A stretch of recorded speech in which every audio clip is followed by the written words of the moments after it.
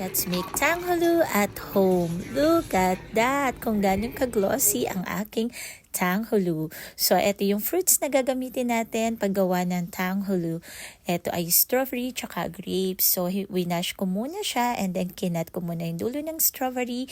Then, pinatry ko bago ko inilagay sa barbecue stick. So, any fruits pwede nating gamitin sa paggawa ng tanghulu. Pwede pineapple, banana, watermelon. So, depende sa fruits na gusto nyo.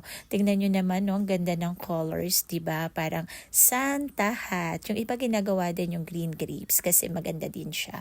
So, look at that. After natin malagay yung ating mga fruits sa ating mga barbecue stick, tingnan nyo, para na namang Christmas. So, after natin magawa yung ating tanghulu fruits, sa isang pan, naglagay lang tayo ng ating white sugar. Tapos, mag-a-add tayo ng water.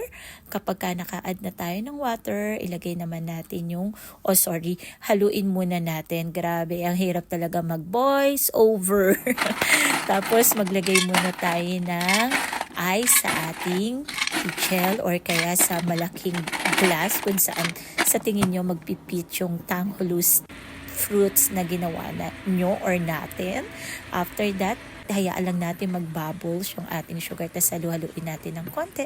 Pagka nakikita yung glossy na, pwede na natin patayin yung stove. Tapos lagyan natin ng water nga pala yung ating ice. So ayan na. Kinote ko na yung ating tanghulu fruits. So, kita nyo, hindi kayang i-coated with stick talaga, diba? Kaya, gumamit ako ng spatula. So, pwede din kayong gumamit ng spoon.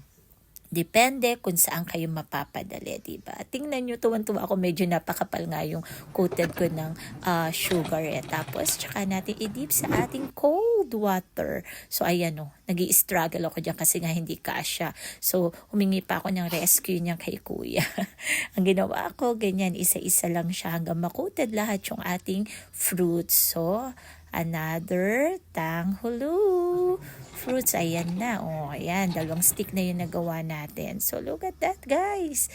Excited na ako matikman yan. So, ang dami ko rin nagawa.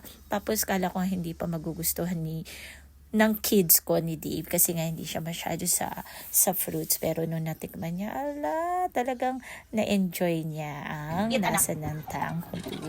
So, ayan. Tingnan nyo, guys. So, kung gaano siya ganda ng color. Tapos agad pa nga pala ako dyan ng ice kasi nga parang kailangan nakababad talaga siya sa cold water para narinig niyo kung gaano ka crunchy yung ating tanghulu fruits. So, ay, naku, excited na talaga ako matikman. Tsaka ang kagandahan yan, napakadali lang gawin. So, tingnan nyo, first bite ni Kuya kung gaano ka crunchy.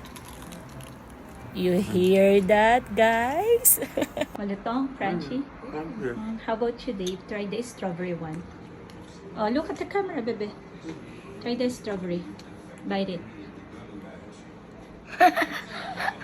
Enjoy sa pagkain ng tanghulu fruits. Kaya ayan o, pwedeng nyo gawin sa bahay, lalo na pagka may party or kahit wala namang occasion, pwede nyo gawin para maiba naman kapag kakain tayo ng fruits, diba? Lalo na ang sarap kapag super sweet yung strawberry tsaka yung grapes. Grabe, natulo pa yung pagkagat ko ng strawberry, guys. So, yun lang. Happy cooking, happy eating, happy tummy. Enjoy! God bless! Bye!